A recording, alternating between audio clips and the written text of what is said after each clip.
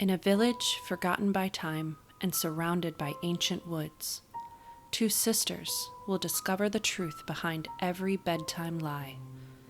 This is the story of how they became monster hunters. This is the Howl in the Hollow.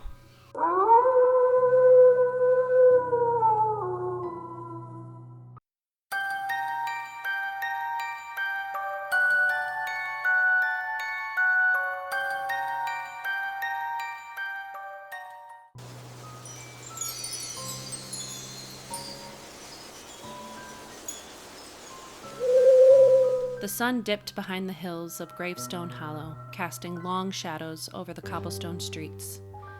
In the village square, lanterns flickered to life while whispers of the old legend returned.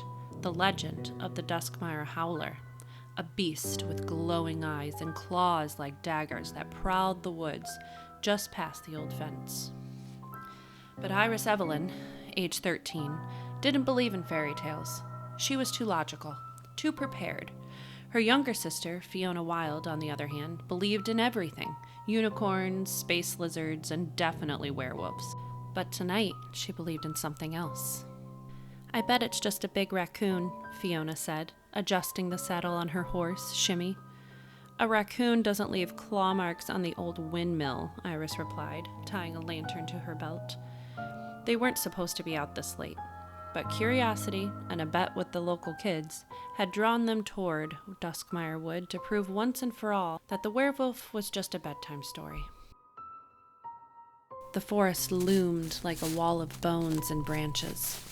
The moment they stepped under its shadow, the air turned cold. Fiona laughed nervously and held Shimmy's reins a little tighter. "Still think it's just a raccoon?" Iris asked, glancing at the strange scratch marks along a tree trunk. Suddenly, they heard it. A low growl that didn't sound like any raccoon. It echoed from the trees like a cough from the dark. Something moved, fast.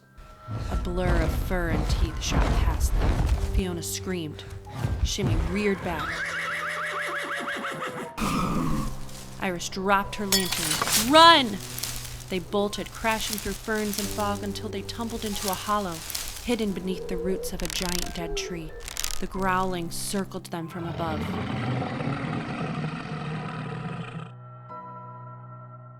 They were trapped. Just when all seemed lost, Iris noticed something glowing faintly in the broken lantern. A voice came through, calm, old, and oddly amused. "If you're quite finished panicking, I believe you'll find the beast is vulnerable to wolf's bane. You'll find it growing near running water." "Who are you?" Iris whispered. "Name's Silas Rhoads. I've been watching you two. The world needs hunters. I'm just here to make sure you don't get eaten on your first day."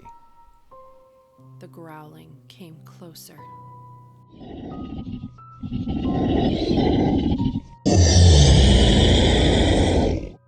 "Go now. It hates light. Use what little you have left." With shaky hands and wild adrenaline, Iris and Fiona made a run for the stream. Fiona, of course, had brought a jar of glow slime she wasn't supposed to take from the school science lab.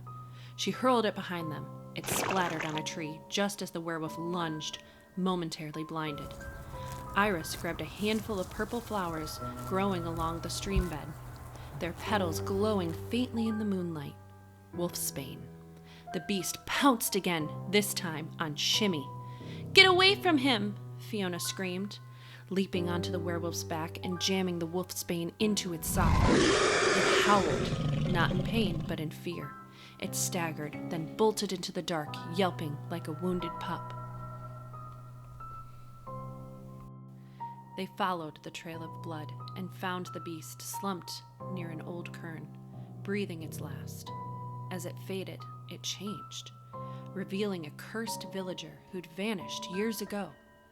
Iris removed a claw from its paw, their first trophy.